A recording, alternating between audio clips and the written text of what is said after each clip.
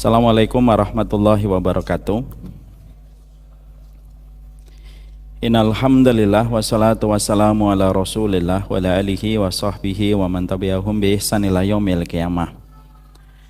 Kepada keluarga besar Masjid Al-Falah dan kepada seluruh para penuntut ilmu yang senantiasa menghadiri kajian Rabu malam, semoga Allah senantiasa memberikan kepada kita kekuatan serta menganugerahkan kepada kita sikap istiqamah. Dan semoga setiap ilmu yang kita peroleh dan kita dapatkan menjadikan kita bertambah dekat kepada Allah, semakin banyak sunnah yang kita lakukan, dan semakin menjadikan rendah hati kita terhadap perjalanan hidup kita walaupun kita telah mendapatkan pencapaian ilmu yang luar biasa dalam perjalanan hidup. Kita teringat kepada apa yang dikatakan oleh seorang ulama besar Wahab bin Munabbih, inna lil ilmi tuqyanan katuqyanil mali. Sesungguhnya ilmu itu punya tabiat dan karakter congkak, sebagaimana harta itu memiliki karakter sombong dan congkak kepada pemiliknya. Semoga kita senantiasa mampu untuk menjaga hati kita, jiwa kita, supaya tidak merasa sombong dan congkak terhadap setiap pencapaian ilmu yang kita peroleh. Selalu rendah hati kepada orang yang beriman, selalu memberikan udzur kepada mereka yang berbuat dosa, dan selalu curiga kepada diri kita, dan senantiasa husnudzon kepada kehidupan orang lain. Ada seorang ulama ditanya, bagaimana definisi tawadhu? Definisi tawadhu itu sederhana. Antakhruja min baitika wa tara annasa khairum minka. Sesungguhnya tawadhu itu kalau diartikan dalam bahasa keseharian, antakhruja min baitika. Kamu keluar dari rumahmu, watarokullan nas, dan kamu melihat setiap manusia, dan kamu berkesimpulan setiap manusia itu lebih baik daripada dirimu. Maka itulah yang disebut dengan tawadhu. Semoga perjalanan kita dari rumah menuju masjid ini, mungkin kita melihat orang yang begini, mungkin kita melihat orang yang lalu lalang melakukan itu, maka tetaplah kita berprasangka bahwasanya mereka lebih baik daripada kita, karena curiga kepada diri sendiri dan berprasangka yang baik sama orang itu merupakan sebab dianugerahkan husnul khatimah. Semoga Allah memberikan kebaikan pada kehidupan bilik jiwa kita. Amin insyaallah. Alhamdulillah, tentunya senantiasa kita bersyukur kepada Allah atas kenikmatan yang Allah berikan kepada kita, terutama kenikmatan yang sangat kita syukuri, kenikmatan ilmu. Karena sesungguhnya kenikmatan ilmu merupakan salah satu sebab istirahatnya hati kita. Tidak ada organ tubuh yang paling capek dan paling lelah di dalam menjalani kehidupan kecuali adalah hati kita. Kalau kita berjalan melihat segala sesuatu, maka setiap yang paling lelah terhadap apapun yang kita jumpai dan kita hadapi, yang paling lelah itu hati. Karena hati itu selalu merespon apapun dengan hatinya dan jiwanya. Makanya organ tubuh yang paling cepat lelah itu adalah hati. Kalau organ tubuh kita paling cepat lelah itu adalah hati, dan kita tidak tahu di mana kita mengistirahatkan hati kita, maka hati kita kalau lelah berketerusan maka menyebabkan sakit. Kalau sudah sakit, akhirnya ibadah kita menjadi hambar, kedekatan kita kepada Allah itu menjadi terlalu normatif. Dan akhirnya kita tidak ada kenikmatan pada setiap perjalanan kita ketika mendekat kepada Allah. Kalau kita biarkan terus-menerus, nanti akhirnya kita benci pada kematian. Dan akhirnya ketika jam keberangkatan pulang menuju alam barzah semakin dekat, kita semakin benci melihat sakaratul maut dan benci melihat kematian. Padahal kita tahu bahwasanya semakin dekat kita dengan kematian, harusnya kita semakin senang. Sebagaimana dulu ketika kita SD, lalu ada teman kita berbisik ketika kita baru saja masuk kelas, hari ini pulang pagi, gurunya ada rapat. Senang atau tidak senang? Senang lah. Bahkan kita berdoa semoga setiap hari gurunya rapat. Makanya kita harusnya senang. Tapi kenapa orang ketika mereka mendekati kematian banyak yang benci? Padahal kematian itu merupakan kepulangan kita kepada Allah. Karena hati kita terlalu sakit dan akhirnya tidak menikmati kedekatan pertemuan kita dengan Allah. Maka Sakitnya hati kita itu disebabkan karena kita tidak tahu di mana kita mengistirahatkan hati kita. Dan mengistirahatkan hati kita itu ya di taman ilmu. Kita istirahat dari penatnya dunia. Kita istirahat dari beban dunia yang tidak ada habisnya. Kita mendapatkan tenaga dan energi dari setiap nasihat yang disampaikan Allah dan Rasul-Nya. Makanya kenapa orang yang diberikan kenyamanan duduk di taman ilmu, pada dasarnya dia diberikan banyak kebaikan oleh Allah karena Allah sedang memilihnya untuk dia beristirahat dari penatnya perjalanan dunia dengan segala bebannya ketika duduk di taman ilmu. Inilah yang menjadikan kita faham, yang menjadikan bapak, menjadikan ibu, menjadikan saya duduk di sini bukan karena hebatnya kita, bukan karena supernya ketakwaan dan keimanan kita, tapi duduknya kita di sini malam ini sampai nanti Isya itu semata-mata karena hebatnya Allah memilih kita untuk kita memiliki tempat mengistirahatkan hati kita, dan tempat mengistirahatkan hati itu adalah di majelis ilmu. Karena orang kalau habis ngaji itu biasanya imannya nambah, dan itu yang menjadi sebuah kenikmatan yang sangat kita syukuri. Jangan hanya melihat majelis ilmu itu dilihat dari perspektif pahala semata. Wah, nanti kalau ngaji dapat pahala. Betul, memang dapat pahala. Tapi perspektifnya itu terkadang kita luaskan. Ngaji itu sedang diarahkan oleh Allah supaya kita istirahat sejenak dari penatnya dan beban dunia. Semoga Allah senantiasa membimbing kita supaya kita mengistirahatkan hati kita. Kalau hati kita sudah istirahat, gampang bahagia. Kalau hati kita sudah istirahat, gampang senang. Kalau hati kita sudah istirahat, gampang bersuka cita. Yang biasanya menjadikan kita susah bergembira, susah lapang, susah bersuka cita dalam kehidupan, karena kita hatinya jarang beristirahat. Makanya anak kecil biasanya kalau ngantuk, tersenyum atau rewel? Rewel. Kok Ustadz tahu? Anak saya 8, nah, saya paham. Jadi kalau anak saya setengah 8 udah ngeroeng-ngeroeng, apapun jadi masalah, itu sebenarnya bukan karena dia rewel, karena dia ngantuk pengen istirahat, tapi belum punya kondisi memungkinkan untuk istirahat. Akhirnya pelampiasannya nangis. Tapi kalau anak kita sudah tidur cukup, bangun itu tersenyum. Dan itulah hati kita. Kenapa hati kita terkadang susah bahagia? Mungkin hati kita tidak pernah beristirahat. Yang sering kita istirahatkan badan kita di hotel, yang kita istirahatkan badan kita di kasur yang empuk, tapi kita tidak pernah mengistirahatkan hati kita dari pikuknya dunia dengan kita datang ke taman ilmu. Makanya orang yang datang ke tempat ilmu, kata Abdullah bin Mas'ud, bergembiralah karena tidak ada yang menuntun kita datang ke taman ilmu kecuali adalah Allah. Semoga hati kita dijadikan cinta kepada ilmu, dan semoga setiap kita datang ke tempat ilmu bertambah lembut kebaikan kita pada kehidupan, bertambah lembut muamalah kita kepada keluarga kita. Amin insyaallah. Kita pada kesempatan hari ini sejenak, kita tidak melanjutkan kajian tentang doa. Sesekali kita refreshing supaya kita menghindari rasa bosan. Karena manusia itu cenderung cepat bosan dan cenderung cepat merasa lelah dengan rutinitas yang selalu sama. Makanya kenapa khutbah Jumat itu tidak boleh terlalu panjang, karena ketika khutbah Jumat itu terlalu panjang, jamaahnya itu lelah, bosan, letih. Makanya terkadang kalau ada khutbah Jumat terlalu panjang, biasanya jamaah ada yang memberikan kode, batuk-batuk dia. Gitu.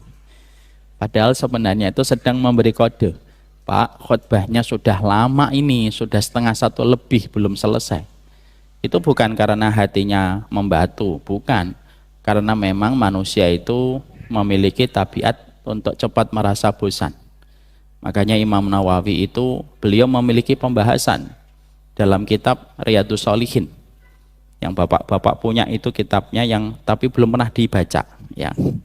Ada salah satu pembahasan indah yang ditulis oleh beliau, Al-Iqtisadu fit Ta'ah, sederhana di dalam melakukan ketaatan, sederhana memerintahkan orang di dalam ketaatan. Artinya ketika kita menasihati orang itu jangan terlalu sering, Karena kalau terlalu sering, akhirnya cepat bosan.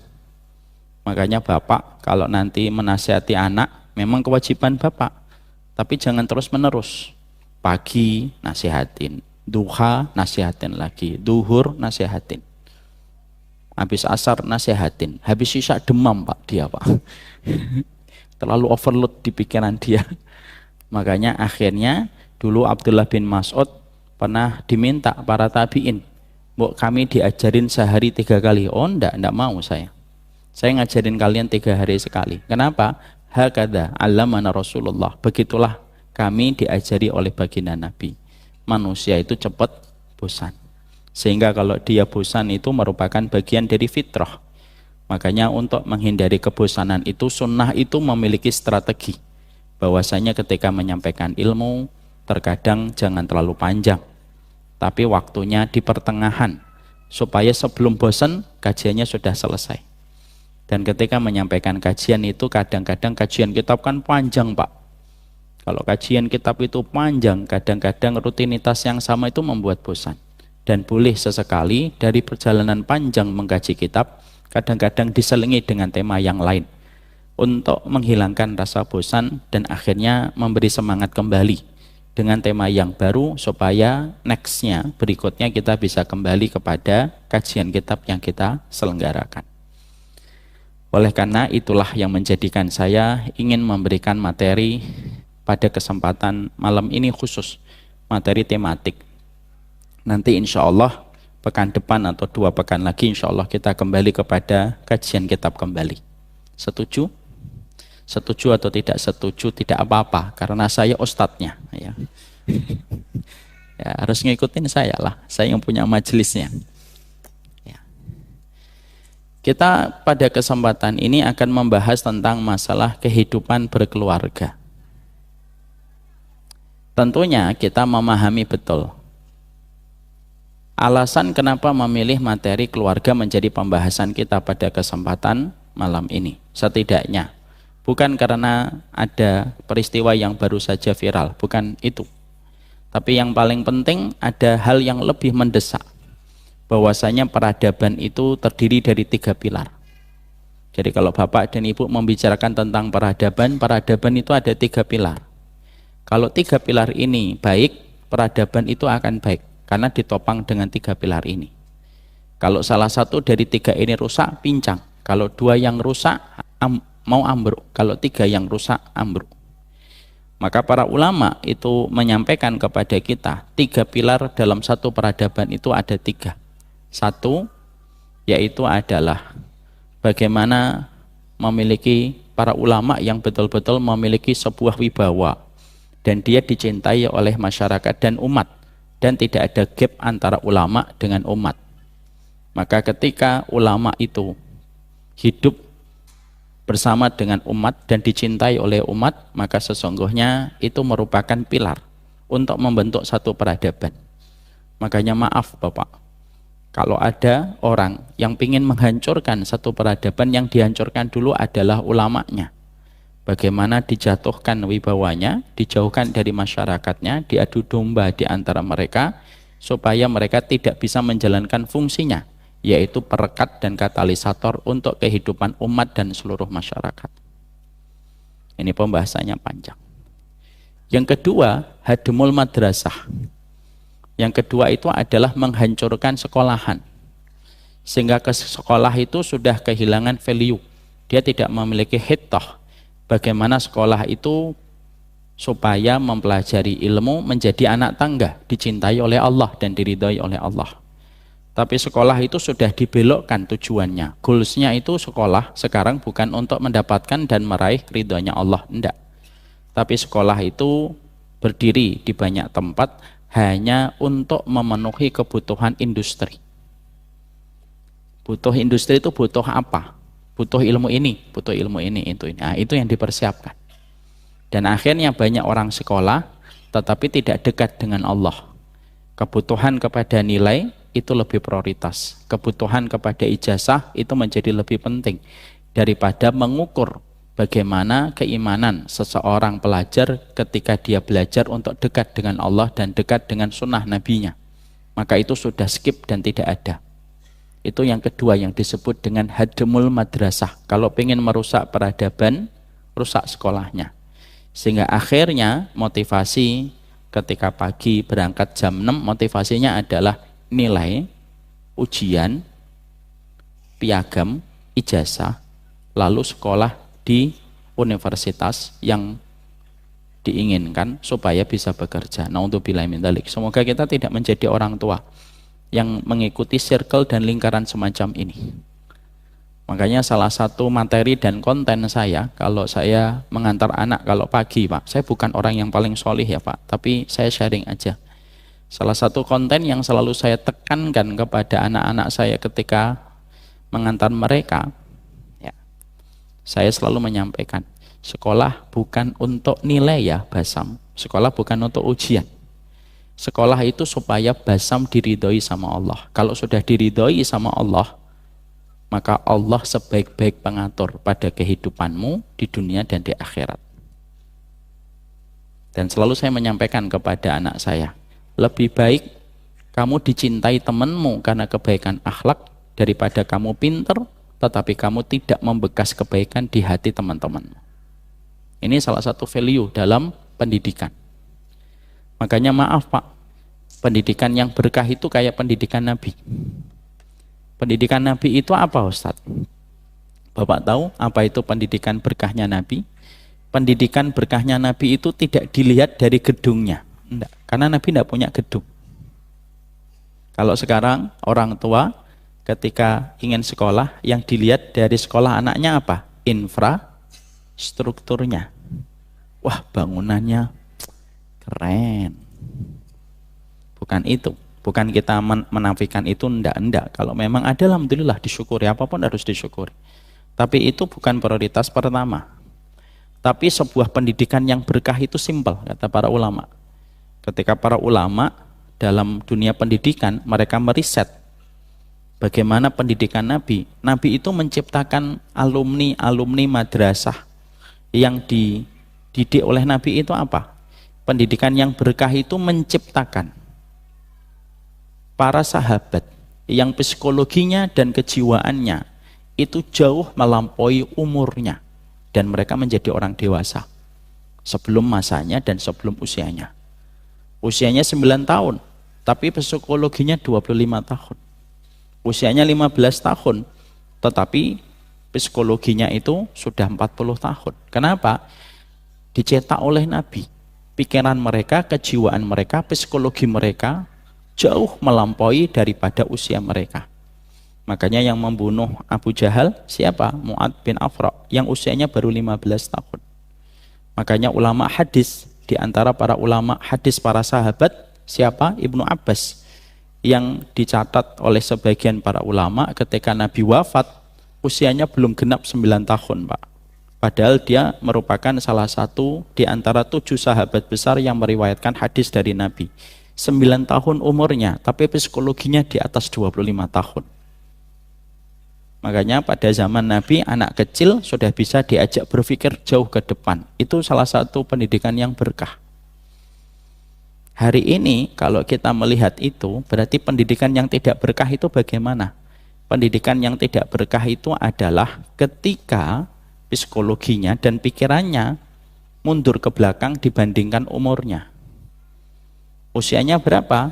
Usianya 25 tahun, tapi pikirannya kayak 15 tahun. Umurnya berapa? 40 tahun, tapi masih pegang stick untuk main game. Dia ke belakang dia. Dia hanya bisa terampil dalam urusan dunia, tapi dia tidak matang pada urusan kehidupan ukhrawi dan kehidupan agamanya. Makanya akhirnya apa Pak? Banyak orang tua hari ini stres. Kenapa? Karena dia belum keluar dari masa anak-anaknya dan sudah punya anak. Nah itu. Karena anak-anak tidak bisa dididik sama anak-anak. Anak-anak hanya bisa dididik sama orang yang sudah dewasa. Kenapa Ustadz? Karena pendidikan hari ini tidak pernah mempersiapkan bagaimana menjadi seorang suami yang ideal.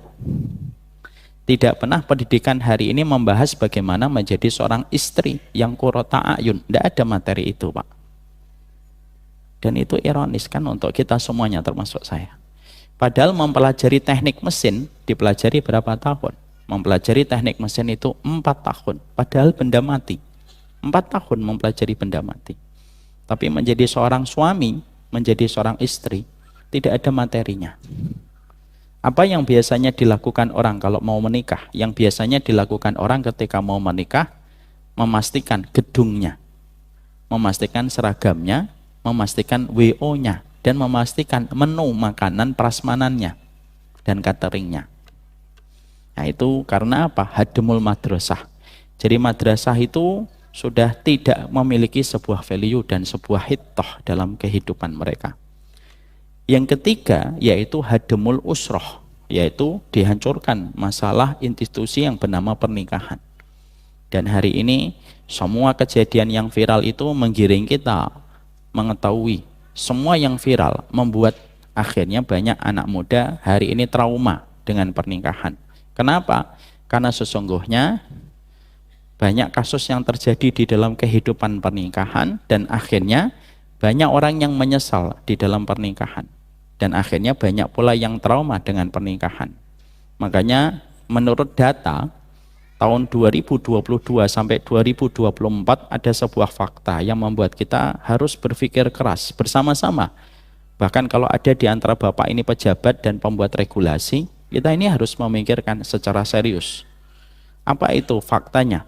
2022 sampai 2024 bahwasanya angka perceraian semakin tinggi, angka kepercayaan kepada pernikahan itu sudah terjun bebas. Makanya banyak anak muda hari ini sering berkata, kalau hanya pengen makan sate, kenapa harus melihara kambing? Paham artinya ini? Kalau hanya untuk biologis, kenapa harus kawin? Beli aja. Kalau kita pengen makan sate itu nggak usah melihara kambing, susah. Coba Pak. Saking mereka sudah distrust dengan pernikahan sampai memisalkan pernikahan itu sebagaimana merawat kambing. Ya berarti dia bandotnya Pak, dia kambing juga sebenarnya. Tapi itulah yang terjadi. Maka itulah yang menjadikan kita pada kesempatan malam ini kita coba bicara tentang masalah pernikahan dari berbagai macam perspektif yang bisa dihadirkan. Setidaknya bukan hanya sekedar kita bicara dan narasi terhadap apa yang viral, tapi kita memang harusnya paham bahwasanya pernikahan itu merupakan salah satu pilar terpenting di dalam kita membentuk peradaban.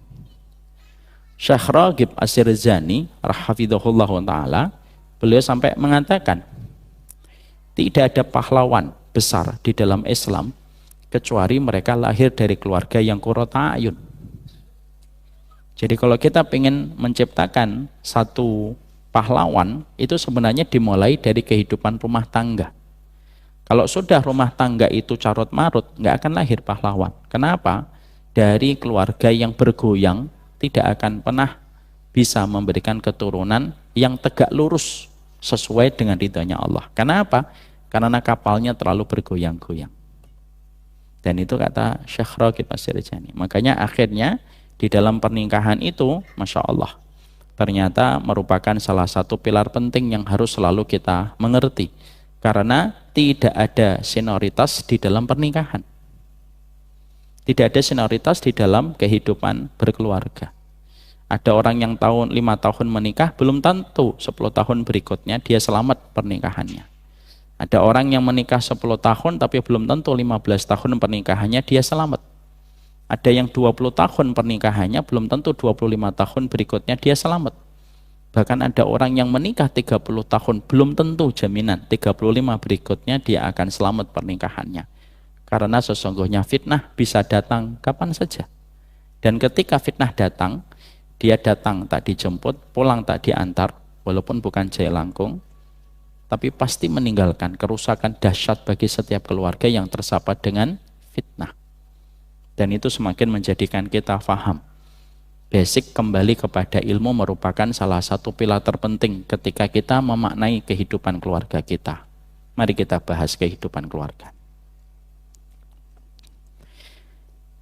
Ketika kita membahas tentang keluarga, dengan banyaknya kasus yang terjadi, perselingkuhan, bagaimana membayangkan seorang istri berzina dengan laki-laki yang sudah punya istri gitu ya, padahal dia punya suami gitu ya.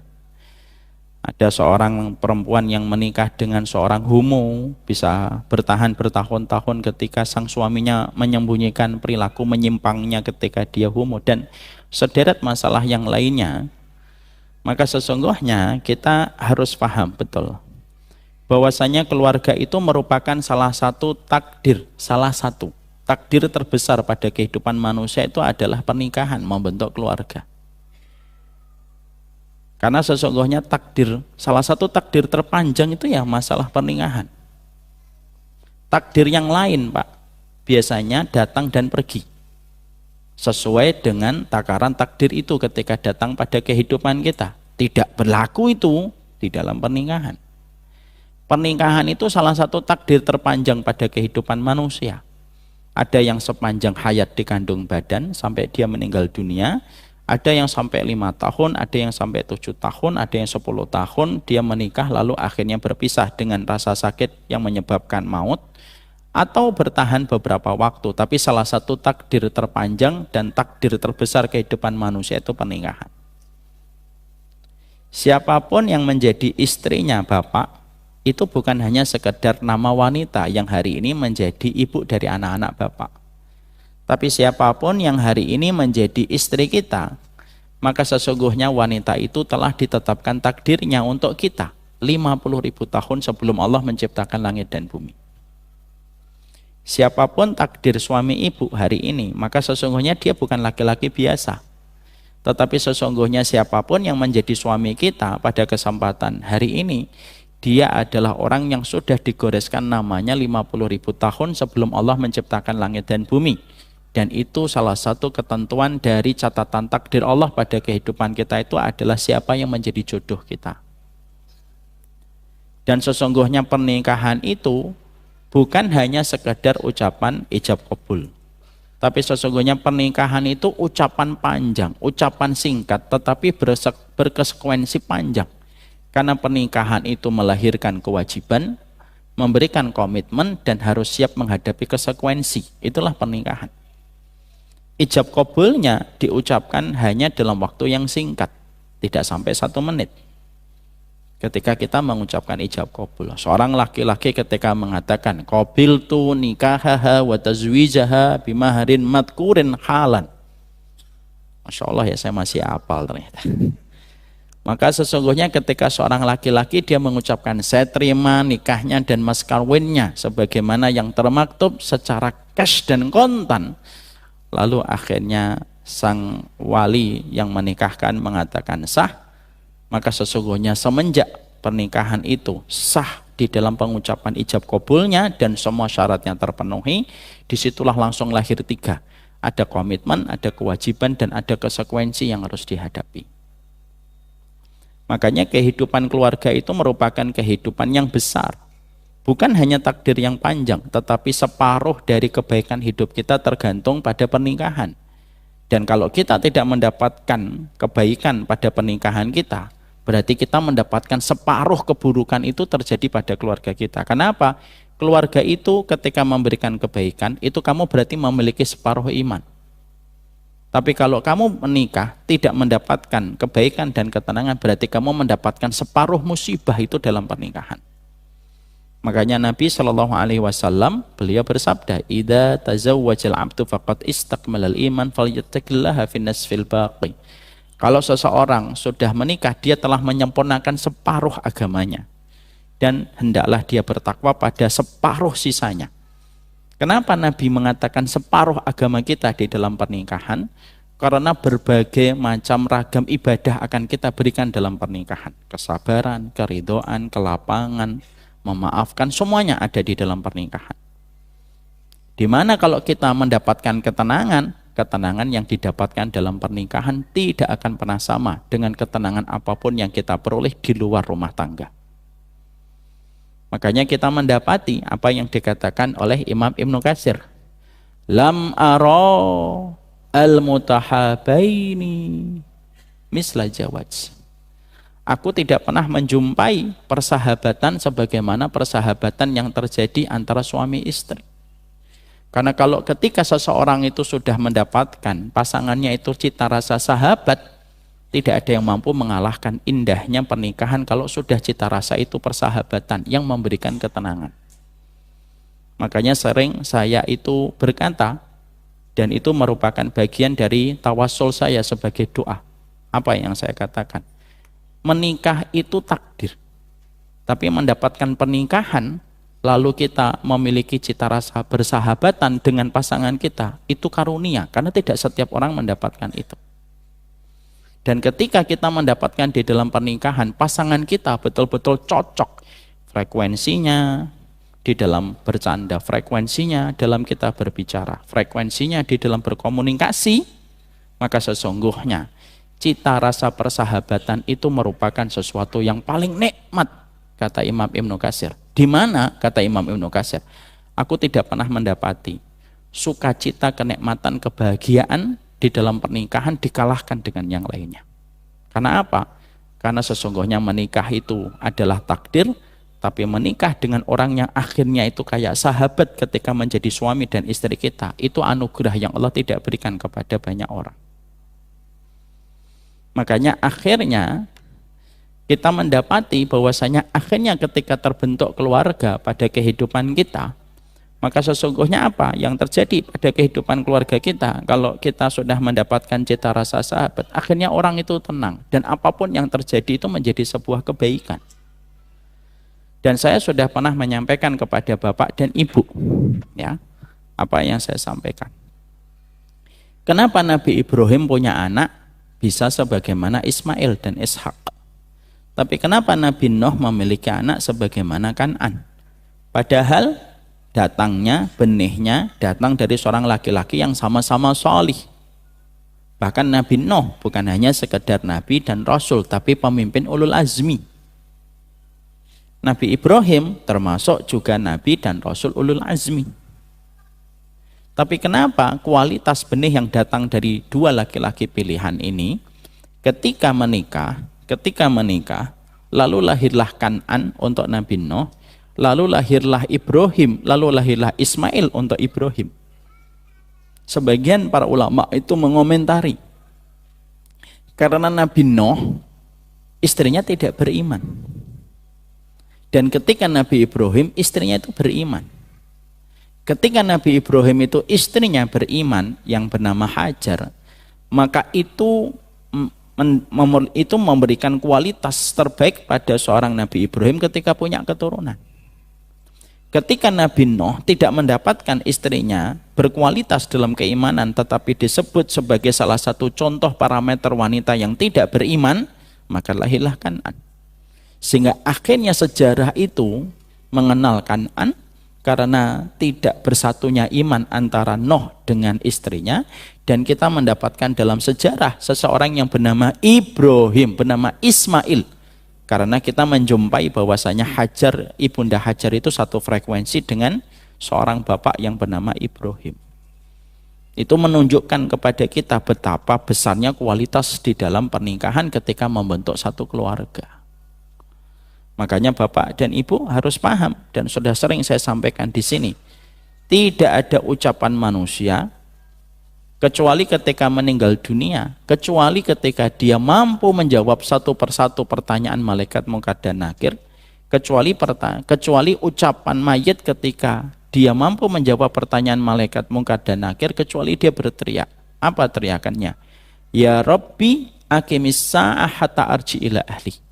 Ya Rabbku, segerakan kiamat supaya aku lekas berjumpa kembali dengan keluargaku. Kalau yang meninggal istri, dia pengen ketemu suaminya. Kalau yang meninggal suami, maka dia pengen ketemu istrinya. Kalau yang meninggal orang tua dari kehidupan keluarga yang rukun, dia pengen ketemu dengan anak-anaknya. Dan kalau dia adalah anak dari keluarga yang rukun, ketika meninggal dia pengen ketemu dengan orang tuanya. Kenapa? Padahal surga sudah diperlihatkan. Kenapa enggak mengatakan, ya Rob, segerakan kiamat supaya aku melihat surga? Enggak. Tapi mereka mengatakan, ya Robku, segerakan kiamat supaya aku ketemu lagi dengan keluargaku. Coba Pak, itu hadis dalam riwayat Barok bin Azib, hadis sahih Dan itu didapatkan dalam kitab-kitab hadis ketika menceritakan azab kubur.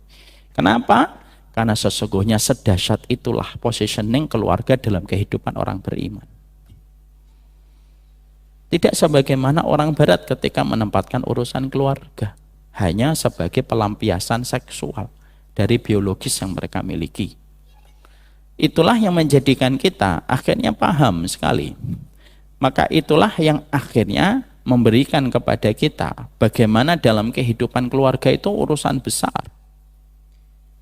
Sehingga tidak main-main kalau sudah disebut dengan kata misaqon ghalidho. Misaqon ghalidho itu tidak bisa diartikan dengan kata ikatan suci. Tidak, itu bahasa sinetron.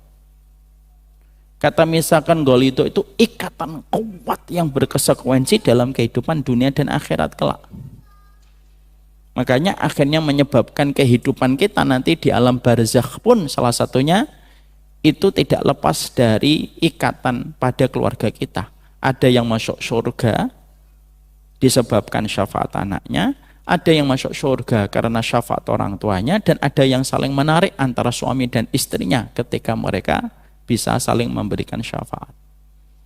Makanya sampai kita menjumpai seorang Ummu Darda, seorang wanita yang memiliki suami yang bernama Abu Darda. Ketika suaminya meninggal dunia, Ummu Darda dilamar sama sahabat Muawiyah. Karena Ummu Darda ini kelihatan pesona kecantikan dan kebaikan hati imannya itu masih sangat terlihat. Makanya akhirnya ada yang melamar Ummu Darda, yaitu sahabat Muawiyah. Sahabat Muawiyah itu tipe laki-laki yang tidak layak ditolak. Tipe laki-laki yang apabila mengetok pintu rumah seorang perempuan, tidak layak pintu itu ditutup. Sahabat Muawiyah ya, memiliki kedekatan dengan baginda Nabi Shallallahu Alaihi Wasallam.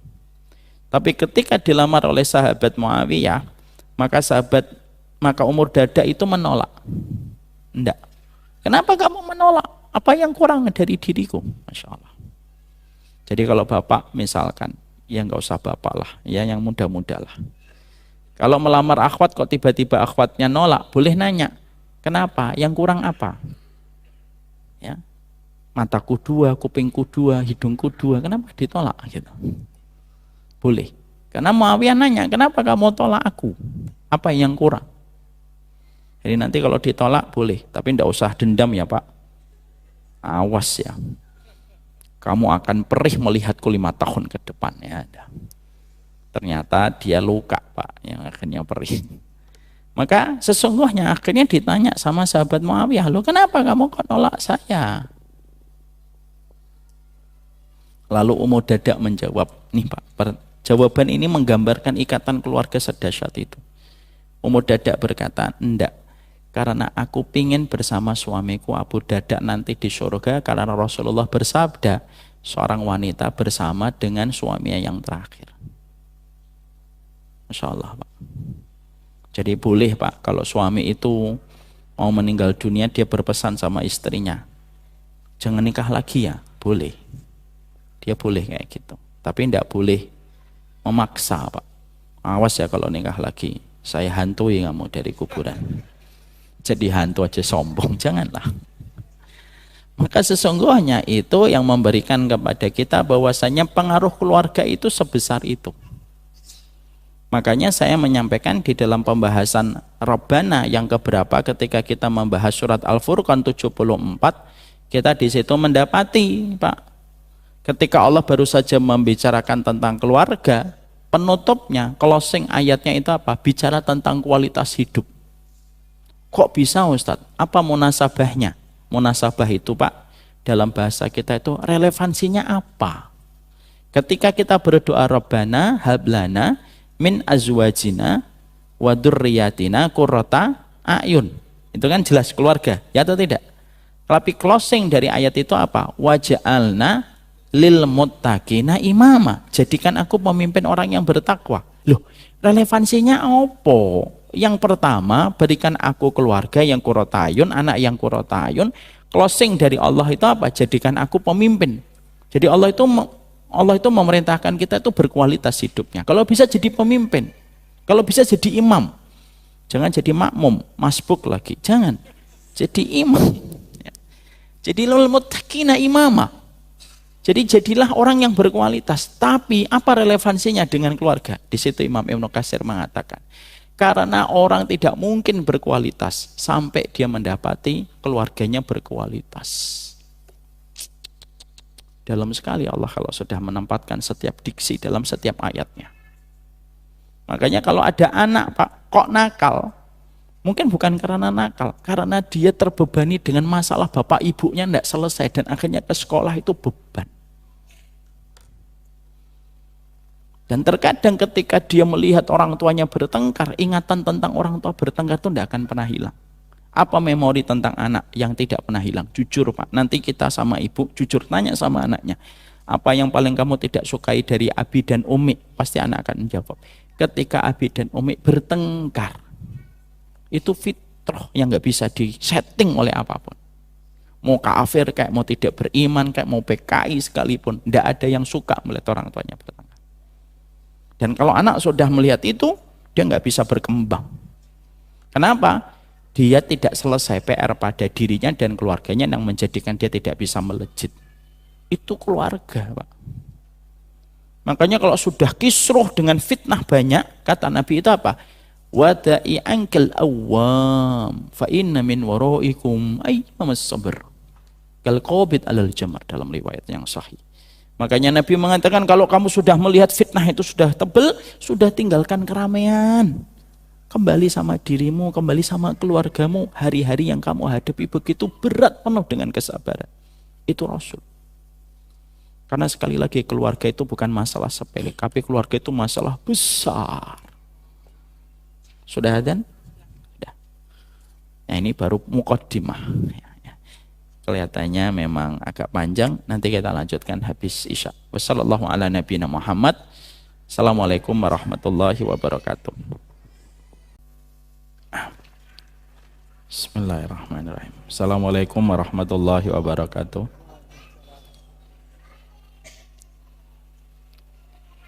Kita lanjutkan sebentar. Jadi setelah kita mengetahui betapa besarnya posisi arti keluarga dalam kehidupan hamba yang beriman, itulah yang memberikan kepada kita sebuah penyadaran hati kita bahwasanya salah satu part terpenting bagi kita pada kehidupan itu adalah memperhatikan aspek kita pada kehidupan kita berkeluarga. Makanya Allah itu sampai memberikan sebuah ayat khusus, dan ayat ini cukup terkenal di antara kita, bahwasanya ketika Allah menyampaikan di dalam surat At-Tahrim ayat yang ke-6, ya ayyuhalladzina amanu qu anfusakum wa ahlikum nara. Dan di situ setelah kata qu anfusakum, Allah tidak mengatakan qu anfusakum wa mujtama'akum. Allah tidak menyampaikan qu anfusakum wa sya'bakum. Tapi Allah menyampaikan qu anfusakum wa ahlikum nara, untuk memberikan kepada kita arti bahwasanya tidak ada part terpenting setelah diri kita kecuali adalah keluarga kita. Sya'ab itunya rakyat, mujtama itu artinya masyarakat. Dan itu memberikan kepada kita bahwasanya ketika kita bicara tentang hadarah, kita bicara tentang peradaban, kalau ulamanya tidak diperhatikan, madrasah tidak diperhatikan, dan keluarga sebagai unsur yang paling melekat pada kehidupan kita tidak kita perhatikan, ya sebenarnya kita sedang menuju kepada gerbang kerusakan. Oleh karenanya setelah kita paham bahwasanya positioning keluarga sedemikian kuatnya dalam kehidupan kita, sampai kita menjumpai betapa surat Al-Furqan ayat yang ke-24 itu memberikan kepada kita insight yang begitu dalam kehidupan kita membina rumah tangga. Oleh karenanya kita mencoba untuk mengilmui apa sih yang harus kita mengerti tentang perjalanan kita bersama keluarga kita, supaya ketika kita memberikan ilmu, kita mampu membebaskan kita dari banyak blind spot dalam kehidupan kita berkeluarga. Karena berkeluarga itu sebagaimana indahnya mawar, tapi jangan lupa durinya. Pernikahan dan keluarga itu sebagaimana permukaan air laut. Kamu boleh terpesona dengan permukaannya yang memantulkan cahaya langit, Tapi jangan lupa di bawah permukaan yang menenangkan itu ada sebuah karang yang siap merobek apapun, yang tidak siap untuk berlabuh. Maka itulah yang menjadikan kita harus mengilmui di dalam pernikahan.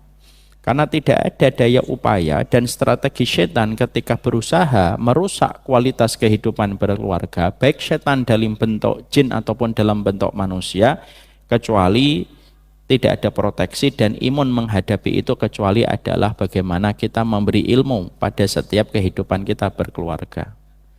Allah menyampaikan di dalam surat Al-Baqarah 102 bahwasanya setan itu berusaha untuk memisahkan manusia dari kehidupan mereka ketika memiliki keluarga. Berarti Masya Allah, tidak ada yang mendoakan kita untuk senantiasa memiliki keluarga yang qurrata a'yun kecuali malaikat.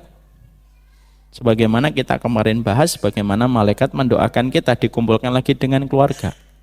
Laisa hunaka syai'un ansah lil mu'minin illal malaikah, kata Yahya bin Mu'ad. Kamu tidak pernah menjumpai makhluk yang paling menginginkan kebaikan kepada kita kecuali malaikat. Dan salah satu doanya malaikat itu apa?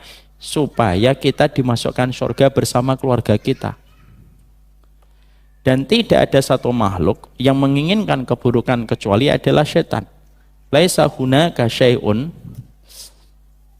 tidak pernah kamu jumpai seseorang makhluk yang paling buruk memberikan keburukan pada kehidupan kita adalah setan. Dan salah satunya yang dilakukan itu adalah menghancurkan sendi rumah tangga kehidupan keluarga kita. Makanya berbagai macam penyimpangan yang terjadi pada kehidupan umat itu selalu ada kaitannya dengan keluarga. Di balik wanita yang berzina ada laki-laki yang menjadi bapak yang tidak dekat dengan anak perempuannya. Ketika tidak memberikan love language dan tangki kasih sayang anaknya itu tidak terpenuhi dari bapaknya, akhirnya dia mencari cinta kasihnya dari laki-laki lain.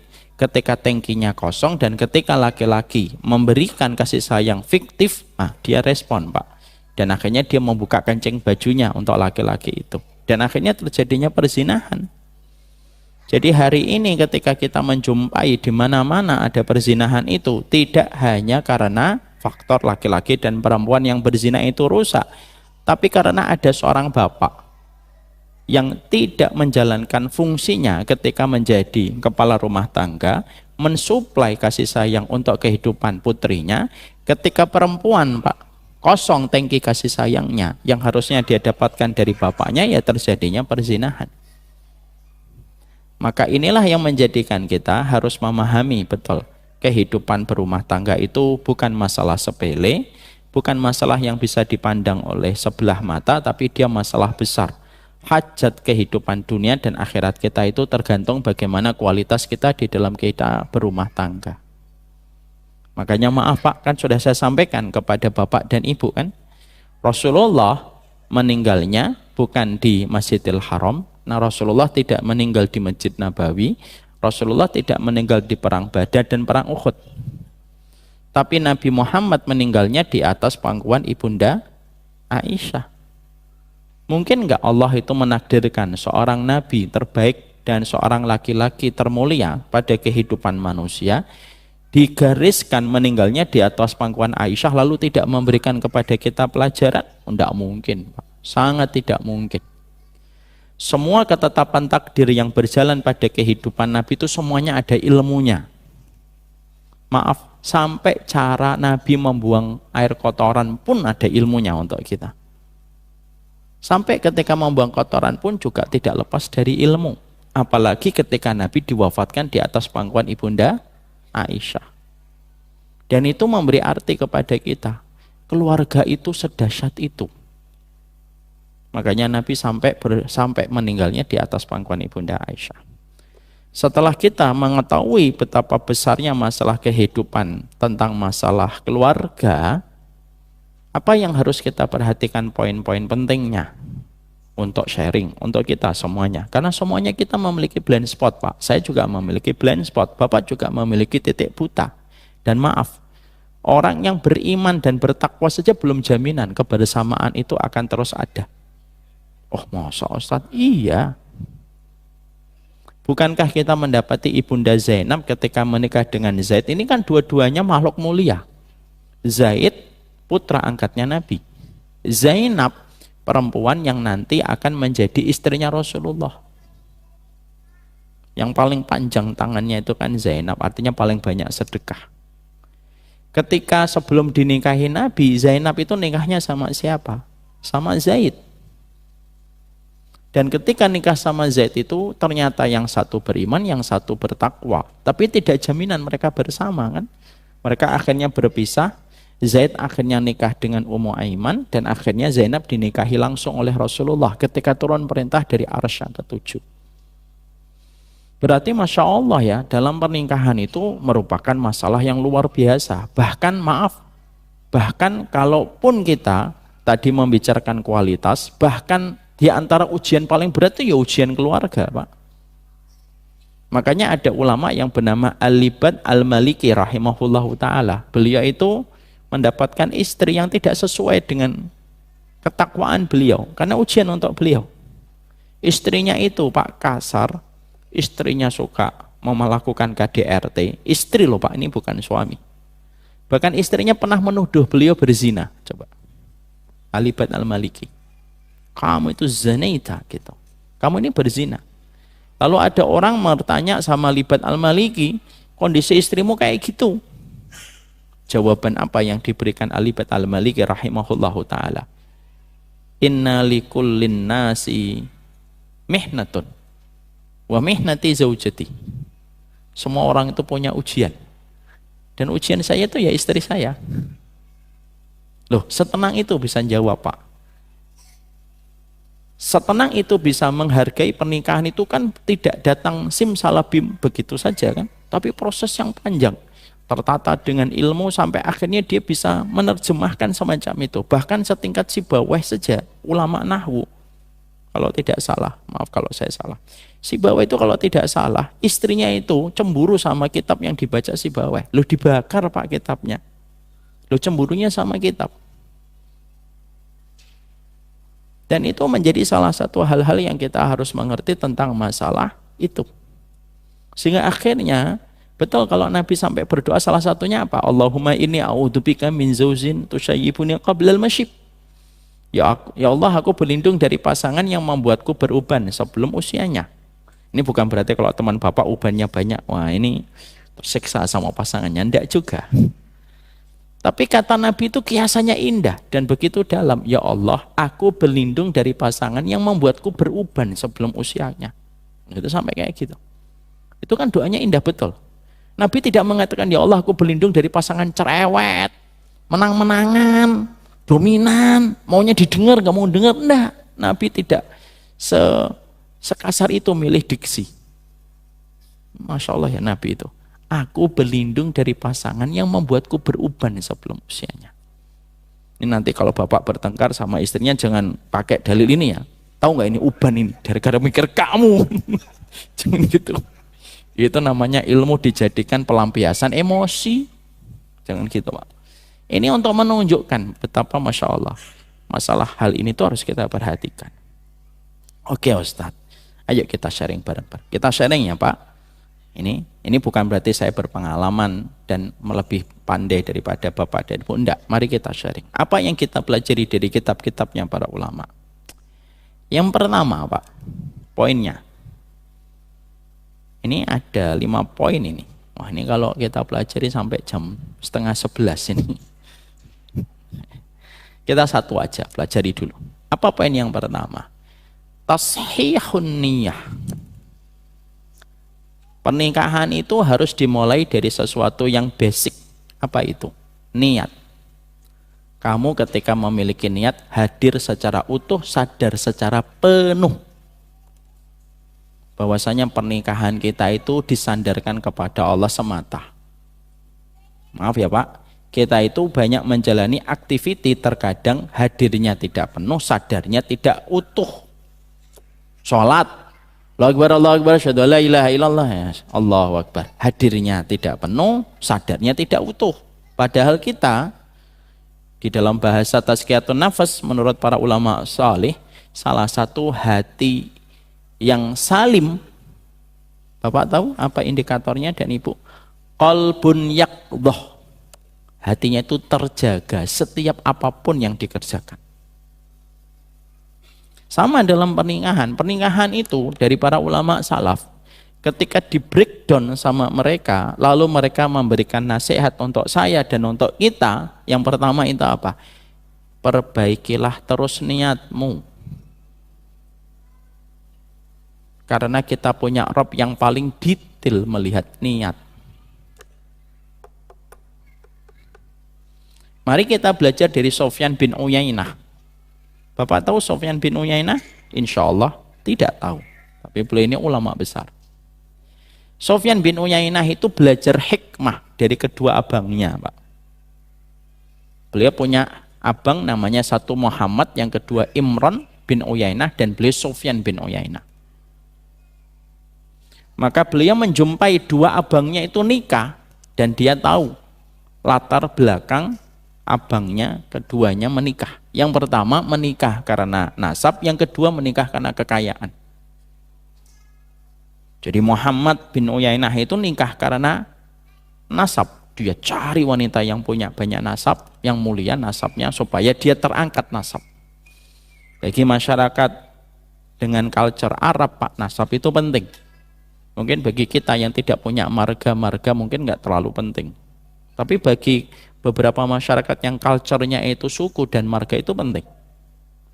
Lalu akhirnya dia menikah dengan seorang perempuan yang nasabnya mulia, Pak. Lalu dalam perjalanan pernikahan yang dijalani oleh kakaknya Muhammad bin Uyainah, maka akhirnya Muhammad bin Uyainah itu diuji dengan kehinaan. Dia dihinakan sama keluarga besar istrinya, Pak.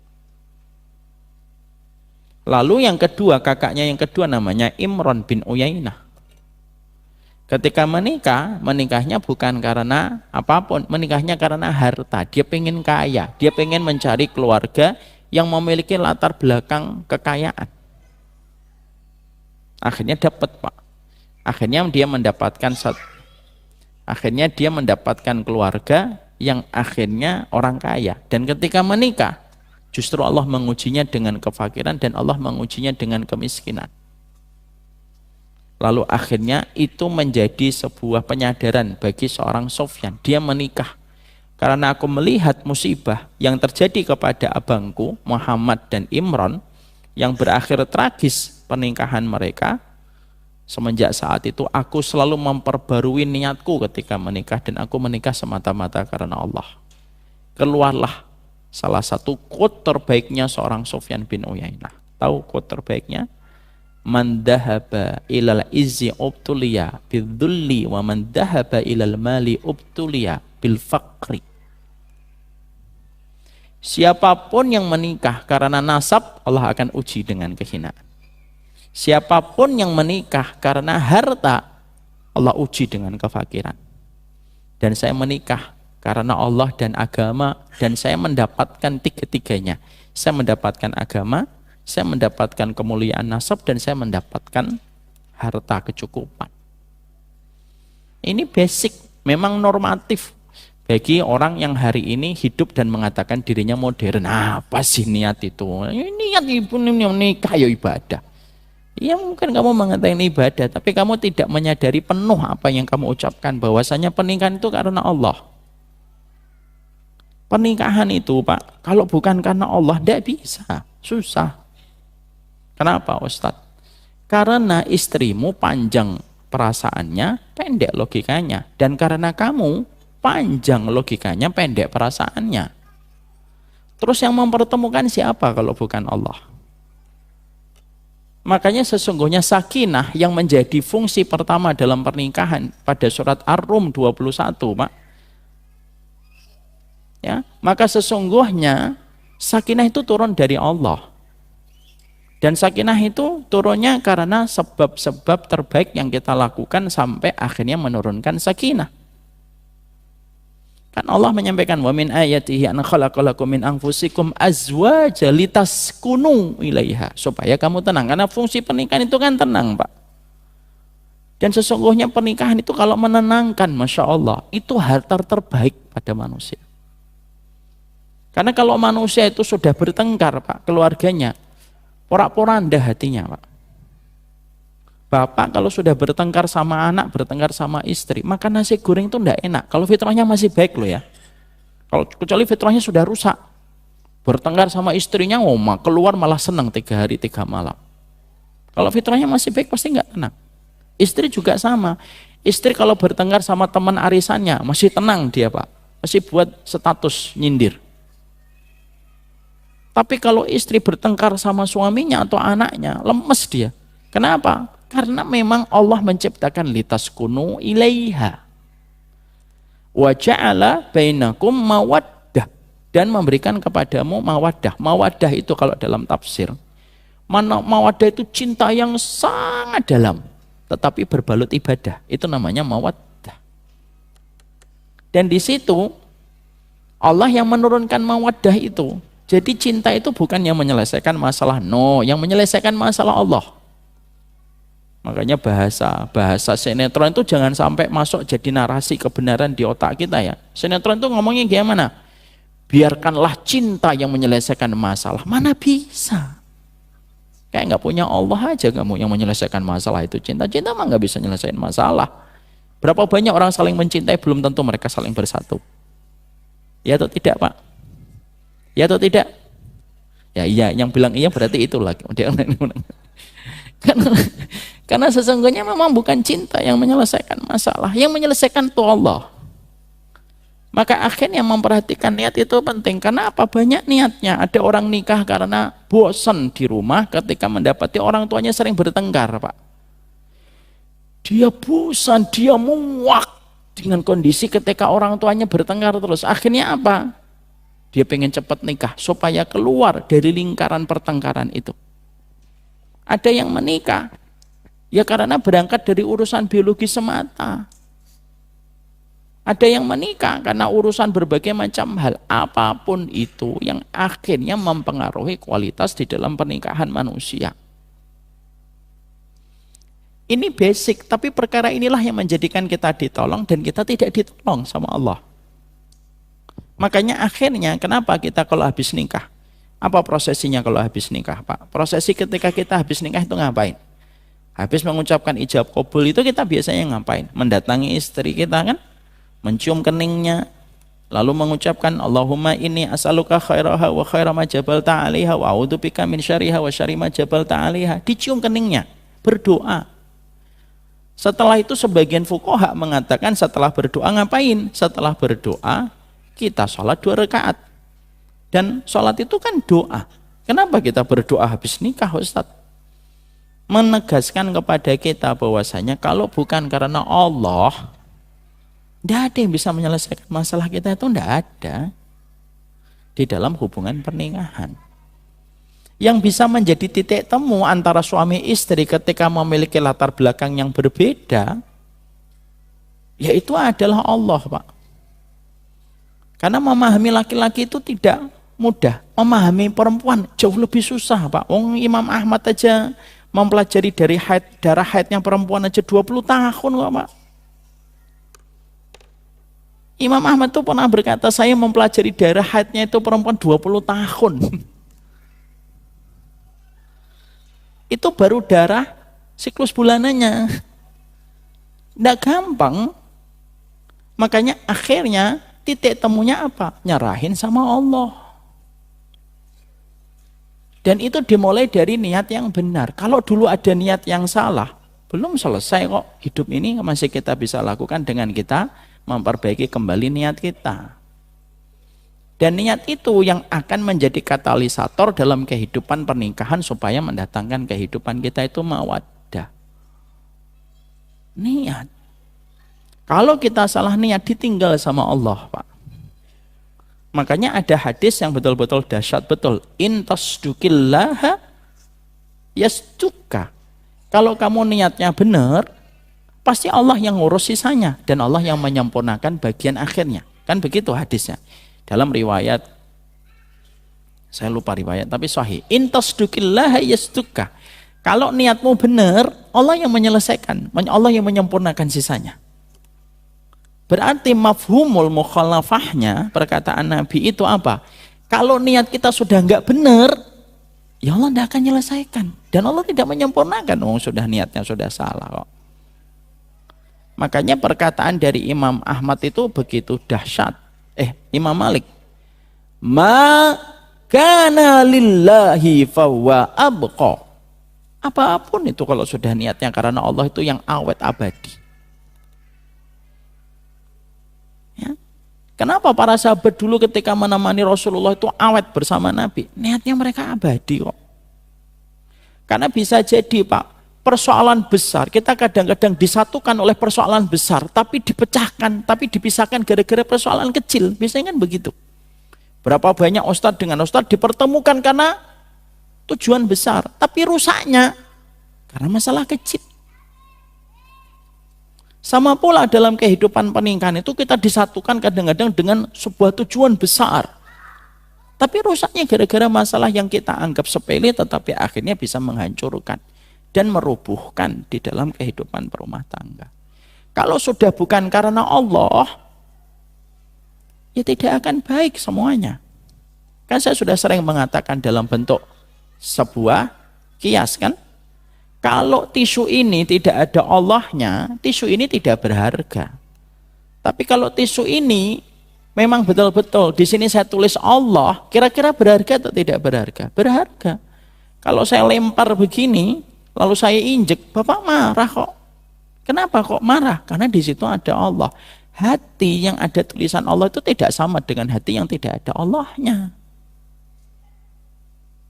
Dan ternyata paling susah itu ini. Mulai susah itu ini. Menghadirkan kembali bahwasanya pernikahan kita itu untuk meraih rahmatnya Allah berujung kepada surga. Itu kan tidak gampang. Susahnya luar biasa. Lah memperbaiki niat itu terus dilakukan setiap waktu, setiap saat. Diadakan obrolan, komunikasi. Maka sesungguhnya obrolan dan komunikasi itu yang akhirnya nanti bisa membuat kita kembali kepada titik start yang pertama, yaitu adalah karena Allah. Masalah dalam pernikahan itu pasti ada, tidak mungkin tidak ada. Hatta Nabi pun pernah bertengkar, hatta Nabi pun pernah mau menceraikan istri-istrinya, Pak. Loh, hatta Rasulullah sampai turunnya surat At-Tolak, coba kurangnya apa itu? Kalaulah indikator ketakwaan manusia yang paling sempurna itu Nabi, dan Nabi ternyata hampir menceraikan istrinya, lalu ketika kita mendapatkan bagaimana peristiwa itu diceritakan di dalam surat At-Tolak, dalam bentuk penjelasan-penjelasan secara mujmal dan global, lu apalagi kehidupan kita? Nah itu salah satunya. Makanya kemarin apa? Salah satu yang bisa membuat kita bertahan itu adalah niatan yang harus terjaga setiap waktunya. Ya. Kalau ada kekecewaan ya sudah, niatnya kan karena Allah. Karena apa? Pernikahan itu tidak menjanjikan kepuasan, tapi pasti memberikan keberkahan. Untuk siapa? Ya untuk mereka yang bersabar. Masih ingat nggak saya kemarin saya ceritain nggak di sini tentang kisahnya seorang istri yang mendapati suaminya naruh anduk? Sudah saya ceritakan di sini, ya kan? Ada seorang suami naruh anduk, tapi ketika sang istri itu melihat anduk itu adalah sepotong permadani yang jatuh dari surga, itu kan jadinya beda, Pak. Dan itu ternyata merupakan salah satu hal ringan ketika disampaikan, lembut ketika kita mendengarnya, tapi merealisasikan itu sepanjang hayat di kandung badan ketika kita menikah. Apalagi ketika kita dalam kehidupan berkeluarga, as-sabru li ahlika sabron, kata para ulama salaf. Sabarmu sama keluarga itu 2 kali sabar. Dibanding sabarmu kepada tetangga, dibanding sabarmu kepada sahabat. Lah sabarmu kepada keluarga itu 2 kali sabar. Maka sekali lagi, intasdukillah yasdukah. Kalau niatnya benar pasti sisanya disempurnakan oleh Allah. Ustadz, saya lupa mencium kening istri saya dulu ketika nikah. Nggak usah nikah lagi. Karena saya tahu ini pasti akan diceletuk sama Pak Haiban. Kalau lupa gimana gitu. Karena saya tahu arah dia berpikir kemana, ya saya jawab. Kalau memang sudah lupa, ya didoakan, kan itu tidak mesti harus setiap kita menikah, Pak. Setelah nikah juga terus. Makanya ketika pagi gitu kita mau pergi, kecuplah keningnya. Ya Allah, aku minta kebaikan wanita ini. Dan kebaikan yang Kau anugerahkan. Dan aku berlindung dari keburukan wanita ini dan keburukan yang Kau anugerahkan. Kalau pas lagi ridho, Pak, peluk. Kalau lagi sebel, cubitlah pipinya. Nah, karena itu salah satu hal yang kita harus paham.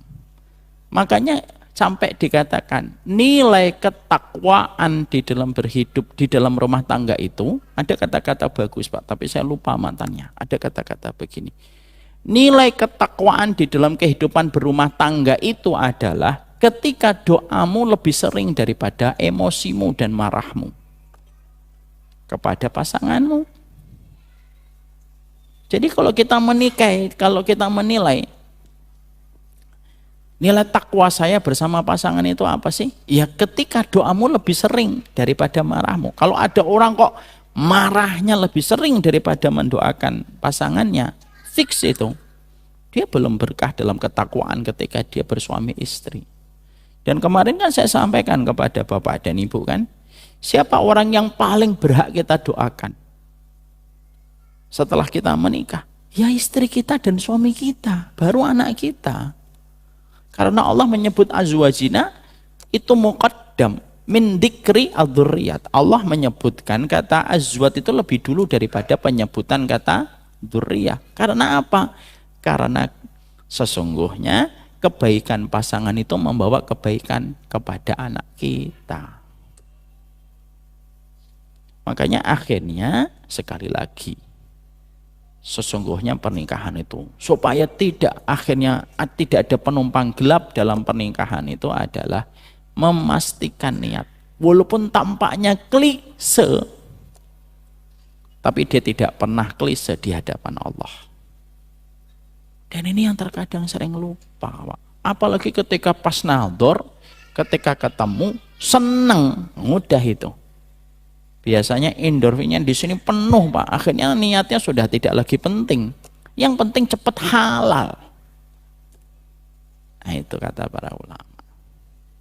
Kenapa sih niat? Ya, kan tadi saya ngomong. Karena kita punya Rabb yang paling sensitif ketika sudah melihat niat. Makanya kalau sudah berkeluarga bukan hanya niat. Bahkan nanti kalau sudah nikah, jangan sampai cintanya kita kepada dia melebihi cintanya kita kepada pemberi cinta, yaitu Allah. Kenapa Ustadz? Kalau kita sudah mencintai pasangan kita, kok lebih gede cintanya daripada cinta kita kepada Allah? Ingat, Allah itu ghayur, Allah itu maha pecemburu. Dan siapapun yang telah menduakan Allah, salah satunya dalam masalah cinta, maka sesungguhnya makhluk itu yang akan menyiksa dalam sisa kehidupan kita. Jangan sampai berlebihan. Karena yang menjadikan akhirnya apa? Yang menjadikan seorang perempuan sering kecewa karena merasa memiliki suami. Yang menjadikan seorang suami sering kecewa karena merasa memiliki istrinya. Kita lupa semua itu miliknya Allah kok. Kita ini punya apa sih, Pak? Sampai nafas yang kita hirup aja harus kita kembalikan kok. Ada nggak hirup terus Bapak miliki? Jangan keluar ya, tidak bisa.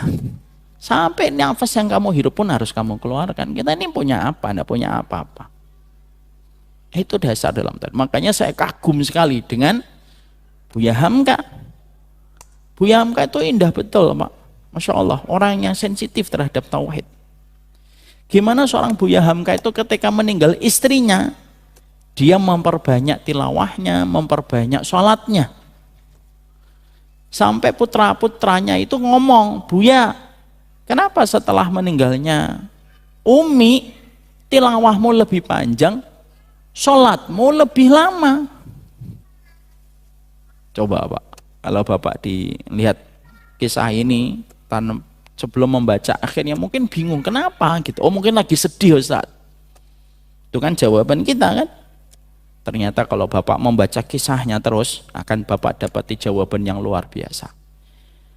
Aku ini mencintai istriku, dan ketika meninggal aku sedih gitu. Lalu aku berpikir, kok sedihku gini-gini amat ya? Jangan-jangan saya itu mencintai dia lebih daripada saya mencintai Allah. Bukankah dia miliknya Allah? Lalu aku baca tilawah yang panjang. Aku panjangkan juga sholatku, supaya aku pengen membuktikan kepada Allah, ya Allah, sedalam apapun cintaku kepada istri, cintaku kepada engkau lebih besar ya Allah. Dan aku tunjukkan dengan tilawah dan sholatku yang aku panjangkan. Masya Allah, Pak. Itu seorang suami yang hatinya itu sudah bertauhid itu, lu sampai urusan cinta itu masih sensitif sama Allah. Orang itu biasanya Pak, kalau lagi seneng tidak sensitif Pak. Dan seorang Buya Hamka, semoga Allah merahmati beliau, mengampuni dosa-dosa beliau. Itu sampai ketika beliau cinta pun masih sensitif terhadap tauhidnya kepada Allah. Karena kadang-kadang kalau orang sudah senang dikasih rukun gitu, kita lupa Pak. Lalu mencintainya berlebihan. Apa yang terjadi kalau sudah mencintai berlebihan? Biasanya perkara itu yang akan menyiksanya nanti. Kalau ada laki-laki Pak ngomong, dia sebelum nikah ngomong, saya ndak bisa hidup tanpa dia. Alah, jul kalau ada kayak gitu, ada yang ngomong kayak gitu. Justru wanita itu akan menyiksamu. Kalau ada laki-laki ngomong, wah saya itu ndak bisa itu hidup tanpa musik misalkan. Justru musik akan menyiksamu. Jangan nantang Allah.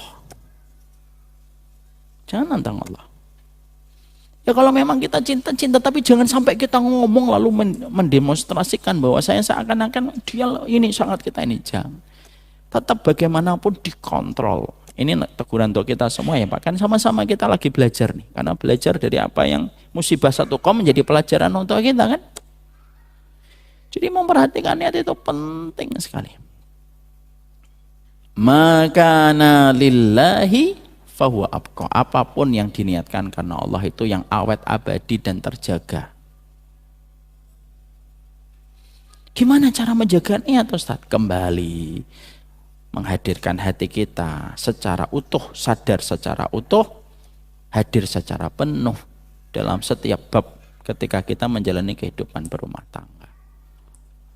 Kalau kita menghadapi suami istri kita yang lagi bengkok, sudah tahan aja ya Allah. Ihtisab. Ihtisab itu apa? Mengharapkan pahala. Dan sebagaimana ketika kita menghadapi seorang suami, ya itulah yang harus kita jaga. Sehingga kejadian demi kejadian sampai ada seorang suami berzina, naudzubillah min dzalik. Seorang wanita, saya nggak bisa bayangkan Pak, seorang perempuan berzina dengan laki-laki lain, itu saya nggak bisa bayangkan, itu terus gimana itu? Dan laki-lakinya terus mengatakan, ya sudah aku maafkan. Anak bingung itu Pak, benar demi Allah. Padahal seorang Sa'ad bin Abi Waqqas saja, kalau istrinya habis duduk, itu dijaga tempat duduknya sampai setengah jam. Bapak tahu kenapa? Supaya tidak ada yang merasakan hangatnya tempat duduk itu ketika baru saja didudukin istri saya. Itu namanya ghirah, kecemburuan yang besar. Loh, sampai kayak gitu dulu para sahabat itu. Saya tuh ketika baca saat itu loh, istrinya duduk, kalau habis istrinya duduk, itu kan orang kalau habis duduk, hangat atau tidak hangat Pak? Hangat. Coba pegang, hangat ini, hangat tuh. Hangat Pak. Dan seorang saat itu saking dia cemburunya itu, saking menjaganya, kalau istrinya habis duduk di satu tempat, dijaga tempat itu. Nggak boleh ada yang duduk. Ada laki-laki mau duduk, boleh, jangan di sini. Istri saya baru saja duduk di sini. Coba Pak. Karena semua kalau dengan ilmu itu akan memberikan kebaikan besar. Jadi di situ. Tapi nanti Bapak kita mengevaluasi bareng-bareng. Itu poin yang pertama. Poin yang kedua Ustadz, ya nantilah belajar, nggak usah banyak-banyak. Belajar itu pelan-pelan tapi kita amalkan. Semoga Allah memberikan keberkahan pada kehidupan kita dan keluarga kita. Semoga kita jadi laki-laki Bapak, sabarnya lebih besar daripada kesalahan istri kita. Dan semoga istri kita sabarnya lebih besar daripada kesalahan kita. Tidak akan membahayakan masalah selama kita memiliki kesabaran yang lebih besar daripada kekurangan. Tidak ada yang sempurna. Rasulullah pernah banting hidangan, walaupun riwayat itu masih banyak akwal para ulama, tapi setidaknya Rasulullah SAW itu pun tidak lepas dari masalah kehidupan berumah tangga. Kenapa Nabi ada masalah? Loh, kalau Nabi dalam kehidupan berumah tangga nggak ada konflik, Pak, kita bingung jadi umatnya. Nah, terus kalau ada konflik, terus ngambil contohnya dari siapa? Jadi dibalik konfliknya Nabi dalam berumah tangga itu karena memberi petunjuk untuk kita, Pak. Makanya Nabi itu dari kalangan manusia supaya kita tidak merasa terlalu jauh kehidupan kita dari Rasulullah SAW. Coba kalau Nabi kita malaikat, kan kita bingung. BAB yang benar gimana? Oh, malaikat nggak BAB. Nah, makanya diutusnya dalam kehidupan kita seorang Nabi dan Rasul dari kalangan manusia itu supaya kita dapat petunjuk. Nabi lupa, itu ada ilmunya untuk kita. Ya, Nabi ada masalah dengan kehidupan rumah tangganya, itu pun ada petunjuk untuk kita. Tapi kita jangan ngambil itu sebagai jawaban ya. Kenapa kok kamu lupa? Iya, Nabi aja lupa, ada petunjuk untuk anak saya. Alah, alasan aja, tidak mau murojaah. Semoga Allah memberkahi kita. Ini baru poin 1. Poin 2 nanti dibahas atau tidak dibahas? Mau diterusin nggak poin 2? Terusin lah pekan depan kalau gitu. Berarti pekan depan kita belum membahas ini ya. Pekan depan kita masih membahas tentang kehidupan keluarga. Setelah itu kita balik kepada pembahasan kitab. Ingat ya Pak, untuk saya dan untuk Bapak, ikan itu kalau busuk selalu dari kepalanya. Berarti apa? Keluarga itu salah satunya tergantung bagaimana seorang laki-laki. Makanya laki-laki yang berdosa pada kehidupan berkeluarga, dosanya lebih besar daripada seorang perempuan yang berdosa. Makanya dayus itu untuk laki-laki, bukan penyebutan secara khusus untuk perempuan. Semoga Allah merahmati kita menjadi laki-laki yang memiliki sifat qawam pada kehidupan berumah tangga. Poin 1.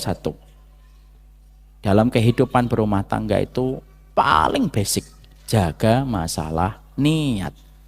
Tapi Masya Allah Pak, niat itu kan tauhid ya, tapi tauhid yang tidak pernah menjadi materi penting dalam kehidupan pembelajaran.